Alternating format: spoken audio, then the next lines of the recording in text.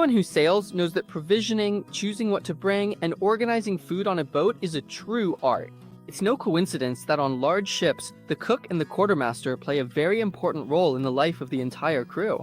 The quartermaster is the food specialist. Before setting sail, they have to take care of grocery shopping, following the cook's instructions, and coordinating with the treasurer to buy the most affordable products, but always choosing based on the quality and shelf life of the food. They need to be very familiar with expiration dates and the proper ways to store food. They also need to study the boat to figure out the best way to protect food from the sun, rain, dust, and insects. But we liveaboards don't have to feed a crew of hundreds of people. So don't worry, with a few tips and a bit of organization, it'll be super easy to always have a well-stocked pantry ready for any kind of sailing. In this video, I'll share my techniques for being prepared to sail with a crew of 4 people.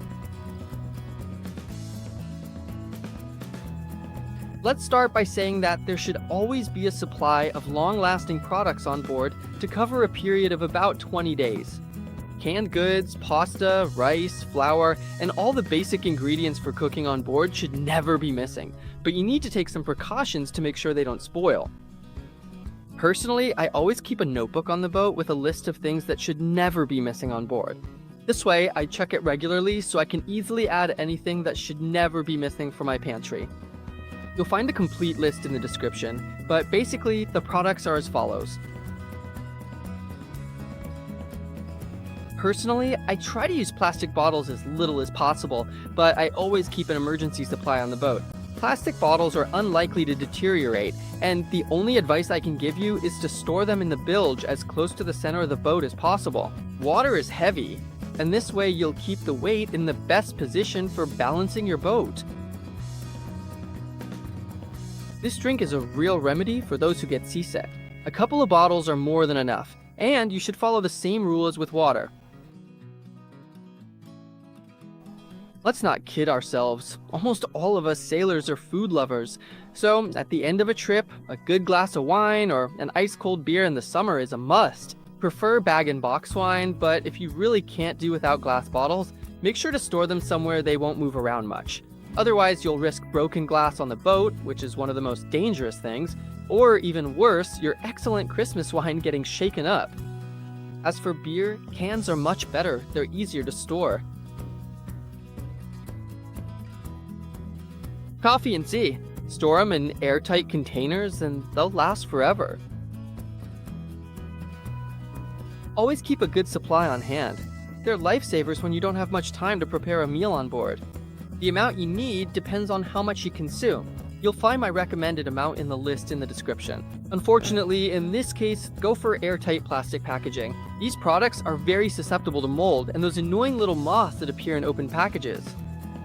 Since we're trying to use as little plastic as possible, I recommend buying Ziploc bags to protect opened products. Since I've been living on a boat, I've only bought one package because with a little care and patience, they're washable and reusable. Quick tip, try to use them only in emergencies, but I recommend always keeping about 20 packets of freeze-dried products on board. Risottos, soups, and creamy vegetable soups have saved my mood more than once, especially during winter crossings. Before setting off on a cold voyage, I always prepare a liter of broth to keep in a thermos. It really lifts the whole crew's spirits. If you enjoy spending a bit more time in the kitchen, you can't go without them. For yeast, get the powdered brewer's yeast because it basically lasts forever and works great. Tuna, corn, milk, and, like good Italians, tomato puree. Whenever you can, go for Tetra Pak. It's lighter, but more importantly, it's less likely to spoil. Always keep an eye on canned goods in aluminum, because if they stay on board for a long time, they can start to rust. As for legumes, I always keep a good stock of them, and in this case, I prefer to buy the dried ones. You just have to remember to soak them the day before, but they last longer, are easier to store, not to mention they're cheaper and usually more nutritious. On my boat, I have an endless supply of spices. Whether you love them or not, with just a few ingredients, you can make any meal tastier. Anything that matches your tastes and has a long shelf life. Definitely salt, sugar, olive oil, vinegar, but also honey, jam, and peanut butter. Don't forget to have capers, which will go perfectly with the fish you'll catch, olives, and the essential anchovies, which, paired with a piece of bread, will cure even the worst seasickness. With a well-stocked galley, you can be sure you'll be comfortable at sea for several weeks. But now let's move on to fresh foods, meaning everything you'll need to buy while paying close attention to expiration dates. The first tip is to organize a weekly menu based on your needs and those of your crew. This method will allow you to be super organized, save time when preparing meals, and avoid wasting anything you buy. Hang it near the kitchen so that your crew members can also help you out with kitchen tasks. But how do you best store your supplies? Nets! There are many fresh products that can be kept outside the fridge. Onions, potatoes, cauliflower, broccoli, ginger, but also lemons, oranges, and apples. The best way to store them is to place them in nets, both inside and outside the deck. This way, they'll always be exposed to air, which will help you keep them fresh for longer. I'll show you how to make one quickly and cheaply in the video, How to Make a Net for Fruits and Vegetables. Many people avoid cooking broccoli and cauliflower on board, but to limit bad smells and reduce cooking times, it's enough, in fact it's essential, to learn how to use a pressure cooker. Almost all boats have a chest refrigerator. This will reduce your boat's energy consumption since the cold tends to stay at the bottom. Based on this simple rule, it will be very easy to organize your refrigerator in the best way. You should make sure to keep it open as little as possible.